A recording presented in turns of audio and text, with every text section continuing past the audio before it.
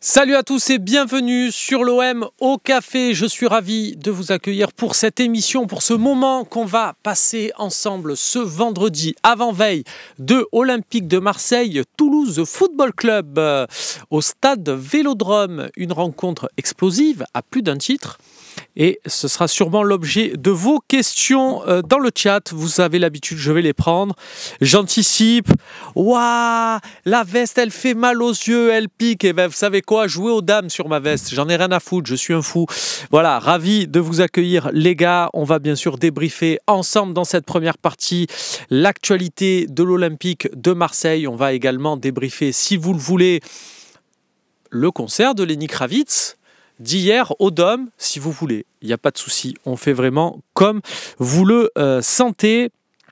Et puis surtout les amis, sachez que je ne suis pas seul pour cette émission et c'est peut-être l'objet de mon accoutrement, c'est pour être au niveau parce qu'on est avec un personnage haut en couleur, c'est Thomas Bonavent, le présentateur du WFC Winamax qui est avec nous. Salut Tom, comment ça va ? Ben, ça va très bien, j'espère que tout le monde va bien, que tout le monde m'entend bien. Je suis sous le soleil de Paris. Écoute, comme quoi tout est possible. On t'entend très bien et oui, on voit, tu es sur les toits de Paris. Ne nous fais pas une fin à la DJ Mehdi. Hein, je suis totalement sur le balcon. Ouais, écoute, c'est très bien comme ça. On va prendre vos questions. Les amis, je pense qu'il y a autre chose à dire que le concert là, nous dit Bika59. Il n'y a pas de souci. Bika, on fait ce que vous voulez. Je prends tes questions. Il n'y a pas de problème. Oui, il y a aussi les places pour Jul aussi qu'on n'arrive pas à trouver. C'est peut-être ça aussi le débat qu'on veut, Romain. Ah, ben écoute, ouais. Il n'y a rien dans l'actualité en ce moment. Effectivement, il y a d'autres choses dans l'actualité. Bien évidemment, les amis, on est là, on plaisante, on va parler, si vous avez envie, bien sûr, de l'article de l'équipe. Voilà, on va le dire comme ça. Présentation de tension qu'il y a eu lundi entre De Zerbi et ses joueurs. Je vous expliquerai un peu ce qu'il en est. Marc-Antoine tiens, qui commence là-dessus, qui nous dit ça en est où les tensions, Romain, tu as des news. Écoute, oui, l'Olympique d'ailleurs, vous avez un article sur le sujet, sur le Phocéen. Je vais être très honnête avec vous, j'en ai eu vent dès lundi de cette histoire. Alors après, tu as toujours un peu de réserve, tu attends un peu de savoir ce qu'il en est vraiment, parce que pour présenter les faits, très important de ne pas avoir qu'un seul son de cloche. Il y a des gens qui se spécialisent là-dessus sur YouTube et qui ont été un peu épinglés sur le sujet quand on présente qu'une version, quand on présente soit celle du joueur, soit celle des dirigeants des fois. Il peut y avoir certaines divergences et là du coup il fallait quand même attendre et bien voir l'impact que ça pouvait avoir, parce que derrière lundi, moi de ce que j'en savais aussi, il y avait quand même eu entraînement derrière. Donc on n'est pas sur une... donc si tu dis ils se sont pas entraînés, tu mets juste ça, tu envoies une grève de Naïsna épisode 2 qui n'a pas forcément lieu d'être ou pas, donc il faut quand même démêler un peu le truc. Mais effectivement, de toute façon, et c'est ce qu'on explique aussi, il y a une conclusion à ça, et la vraie conclusion, ça va être dimanche soir sur le terrain. C'est là qu'on va voir si certains joueurs vont aller au-delà de ce qu'ils ont dit, de ce qui s'est passé de cette séance-là, ou est-ce que ça permet de rapprocher tout le monde. Tu en penses quoi, toi, Thomas? Tu as lu ça? Tu en as pensé quoi? Non, mais en plus, on en avait déjà parlé, toi et moi, lundi. Donc, c'est les échos qu'on a eu depuis le début de la semaine. Moi, j'avais eu le malheur d'être à Reims au stade, et j'avais clairement l'impression d'avoir une démission de tout le monde, donc que ce soit des joueurs sur le terrain où j'ai vu aucune révolte, aucun sursaut d'orgueil, et surtout, j'avais De Zerbi à 2 mètres de moi, et même quand je vais au Vélodrome, quand on le voit sur les autres matchs, on a l'habitude de voir quelqu'un de très investi, très habité par le match. Même là, j'avais l'impression qu'il était totalement désabusé par ce qui se passait. J'avais le staff à ma droite, pareil, qui comprenait absolument pas l'attitude de tout le monde. Et que ce qui s'est passé en début de semaine est peut-être tout simplement dans la continuité de... je sais, en fait, j'arrive même pas à l'expliquer comment tu peux, en quelques semaines, même pas, parce qu'il y a quelques semaines, l'OM faisait des matchs quand même corrects. Moi, le match à Lens, malgré la défaite, je trouve quand même que c'est un match correct, que tu joues 10 fois, tu le gagnes 9 fois, et que là, en très peu de temps, tout le monde dégoupille, alors que tu es deuxième. Donc très surprenant, mais ça peut être un point, pas un point final, mais une nouvelle page dans la montée en puissance du personnage de Roberto De Zerbi que moi je fais depuis le début de la saison. C'est-à-dire quelqu'un dont je nie absolument pas les capacités. Pour moi, c'est un bon entraîneur, un très bon entraîneur, mais qui s'aime beaucoup. Voilà, moi ce que je retiens de l'article, c'est moi je. Vous faites ça, donc moi je. Je trouve que c'est quelqu'un de très auto-centré et c'est pas forcément ce qui peut coller avec l'environnement du club. Donc les clés, elles étaient entre ses mains. Je pense qu'elles sont toujours entre ses mains parce que j'ai beaucoup de doutes sur la capacité de réaction des joueurs. Hojbjerg sera pas là, etc. Donc ouais, dimanche, c'est une grosse pression sur De Zerbi, je pense, ouais, très clairement. Est-ce que, là tu nous dis, est-ce qu'au final tous les coachs ne sont pas auto-centrés? Est-ce que par définition, si tu as ce poste-là, tu as un peu un boulard, quoi, entre guillemets? Oui, mais comme tous les coachs mais après tu as la manière de le faire passer. Tous les clubs sont, Ancelotti le dit, tout le monde, tous les coachs le disent, qu'il y a beaucoup d'orgueil, il y a beaucoup d'ego dans un coach parce que c'est une bagarre, tu te bagarres contre un autre et tu veux gagner. Tu veux toujours que ta philosophie soit la meilleure et la gagnante. Mais après, tu as la manière de faire passer ton message. Parce que le terrain, c'est pas juste comment tu vas mettre un joueur dans le demi-espace de Reims, comment tu vas gérer les transitions de Toulouse, comment tu vas faire en sorte que le côté droit et les couples sur le terrain soient. C'est autre chose. Et quand tu lis tous les bouquins, tous les machins, un coach est avant tout un manager et quelqu'un qui doit gérer une équipe pendant minimum 1 an. Et ça, j'ai l'impression que ça a été très bien au début de saison parce que tu avais des joueurs qui étaient un peu moins bridés d'un point de vue tactique. Et c'est peut-être là où l'Olympique de Marseille procurait peut-être le plus de plaisir. C'est parce que De Zerbi cherchait encore sa patte quand on pense au début de saison, avec des joueurs à leur poste. Et ça a tourné un petit peu à l'anse parce que ça a marché, mais peut-être que maintenant les joueurs se font un petit peu moins plaisir sur le terrain. Donc il faut toujours garder ce lien tissé entre toi et ton vestiaire. Et je trouve que lui, il se met beaucoup trop en avant par rapport à la situation de l'Olympique de Marseille. Et moi, en conférence de presse, ça soit en conférence de presse, pendant les matchs, etc., moi, je suis très déçu de ça. J'en avais parlé à Winamax. Moi, c'est vraiment sur le lien que tisse De Zerbi avec les observateurs, les journalistes, le grand public, les supporters. Je trouve vraiment qu'on n'est pas très loin du zéro avec lui. Vraiment, moi, je pense vraiment que c'est un très très bon entraîneur. Il l'a prouvé, mais il y a besoin d'autre chose. Et j'ai pas envie qu'il fasse preuve de suffisance par rapport à son approche de la Ligue 1. Ça me dérangerait énormément. Bah écoute, je te dirai, je serai tout à l'heure en conf avec lui. On verra un peu à la lumière, notamment là de ces révélations. Je pense qu'il y aura un autre ton. Et bon, j'ai connu des coachs bien moins respectueux que lui en conf. Quand tu poses une question, il fait l'effort de répondre sur le sujet. Bien sûr, mais après un coach qui est entre guillemets irrespectueux avec les journalistes, je le tolérerai jamais. Mais l'exercice de la conférence, j'en ai fait, t'en as fait. Il y a à boire et à manger dans la conférence de presse. Maintenant, il y a ce que tu fais avec tes joueurs. Et ça, c'est une relation directe. C'est ce qui compte en priorité pour moi, la relation des coachs avec ses joueurs. Je sais pas si tu fais référence à Marcelo Bielsa ou je sais pas qui, mais j'ai l'impression que les relations entre Bielsa et ses joueurs à l'OM étaient différentes entre Bielsa et les journalistes à l'OM. Tu vois ce que je veux dire? Ouais, bien sûr. Bien sûr. Non, je pensais plus par exemple à Tudor, tu vois, moi j'aimais bien ce qu'il faisait sur le terrain, et c'est le principal, hein, j'ai envie de dire, moi, crache-moi au visage si on est champion de France, qu'est-ce que je m'en fous, mais crache-moi vraiment dessus, c'est-à-dire je veux un peu de glaire là, tu sais, qui arrive là, j'ai rien à foutre, je le laisse couler comme ça, si on est champion de France, fais-toi plaisir. Vraiment, c'est pas mon souci. Moi, que tu saches mon prénom, ça sera pas cette année. Hein. Si Roberto De Zerbi te crache dessus en conf, on sera toujours pas champion, Romain. Ah mince, bon, bah tant pis. Tiens, il y a Brian Sensei qui nous dit, c'est pas en route sur YouTube, j'espère, je pense que le problème a été réglé depuis. Tiens, Alex Coindre qui nous dit, si, ça marche, tout va bien, Brian. Alex Coindre qui nous dit, on est sur le Phocéen ou le podcast des paternels. Et on en parlera, tiens, un peu, si tu veux, dans la deuxième partie, Alex Coindre, avec...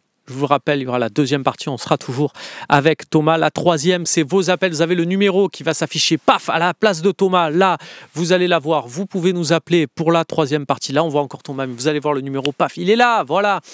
Vous nous appelez, notez-le bien, ce numéro, les amis.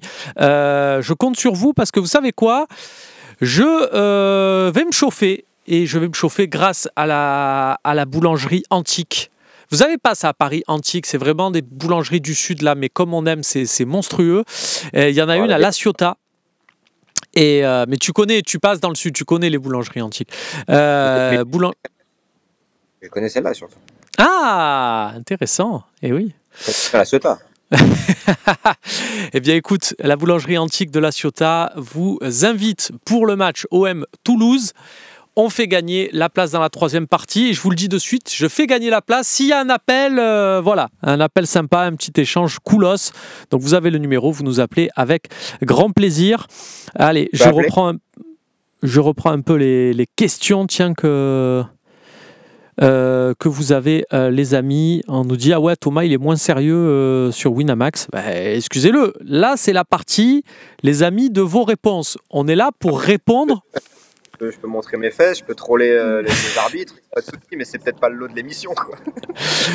Non, mais bien sûr, là, on est dans l'idée justement de répondre aux questions. Tu montreras tes fesses dans la deuxième partie, restez bien avec nous, il n'y a pas de problème. Tiens, il y a Alex Von Tirol qui nous dit Tudor a aussi été critiqué, il y a eu des tensions avec Gerson, Guendouzi, Payet. C'est vrai, Tudor, c'était en début de saison, et après, il y a eu bien que ces tensions avec les trois joueurs que tu nommes ne se sont jamais vraiment effacées.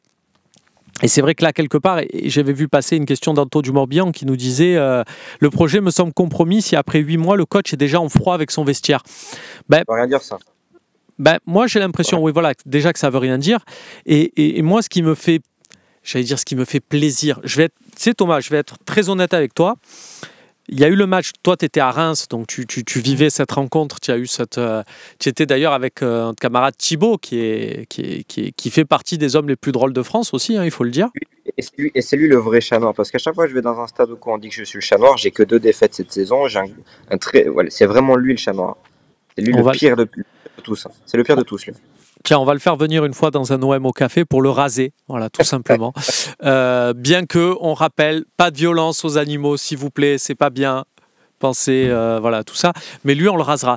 Non, je disais, après le match, Reims, toi, tu étais au stade à Auguste Delaune, tu étais dans ta déception tout à fait normale. Nous, sur le plateau, on débriefait en direct sur Twitch, comme à chaque rencontre de l'Olympique de Marseille. Et j'étais en train de dire... Il y en a marre des jours off, il y en a marre de machin. Là, j'ai envie un peu que les mecs, vu ce qu'ils ont montré, on a un match par semaine. J'ai envie un peu, je suis désolé, c'est populiste, mais j'ai envie de voir un peu plus. J'ai envie que ça bosse et que ça applique un peu plus les principes du coach. Donc, ayant dit ça après le match, je ne peux pas me dédire derrière de tout ce qu'a fait De Zerbi. Et moi, je m'inscris totalement là-dedans. J'ai rien contre. D'ailleurs, assez marrant de voir que cette info jour off sorte sur YouTube après d'ailleurs l'épisode du lundi, hein, comme quoi on avait besoin peut-être d'allumer un petit contre-feu de ce qui pouvait être dit du côté des joueurs. Et moi je suis désolé, à un moment donné, avec ce qui s'est passé à Reims, je ne vais pas pleurer sur les conditions des joueurs, même si effectivement il y a des moments qui sont zappés en famille, que il y en a certains qui ratent l'Aïd, mais quand tu joues en première ligue, tu rates Noël et le jour de l'an aussi. Enfin, je veux dire, voilà, enfin, tu es footballeur, Non ? Ouais, tout dépend où tu te situes. C'est que, est-ce que dans cette situation-là où les joueurs ont de plus en plus le nez dedans, est-ce que faire une nouvelle opération commando, tout le monde à la commanderie, priver certains de ces fêtes-là, c'est bénéfique? En vrai, sincèrement, c'est impossible d'avoir la réponse maintenant. Est-ce que c'était la bonne solution? En réponse dimanche. Vraiment, c'est impossible de savoir que les bienfaits ou les méfaits de cette décision. Moi, j'étais pas fan. Moi, quand j'ai vu ça, j'étais pas très fan de se dire, allez, je vous punis tous, avec encore plus les mots qui apparemment étaient ceux de De Zerbi selon l'équipe à ce moment-là. Si tu fais ça, comment tu le fais? Dans quel contexte tu le fais? Est-ce que les joueurs sont vraiment prêts à le faire? Voilà, il y a plein de choses. Quand il y a eu l'opération commando, c'était à Malmort, c'est ça? Là, j'avais l'impression que c'était ultra bénéfique dès le départ, que tout le monde recevait bien ce message, que les joueurs comprenaient pourquoi. Là, j'ai quand même l'impression qu'on impose des choses aux joueurs et ça fait un moment qu'on est dans le ballon romain. J'ai l'impression que, malheureusement, hein, aujourd'hui, le foot, c'est la dictature des joueurs et ça sera de plus en plus comme ça. Mais quand tu imposes quelque chose aux joueurs,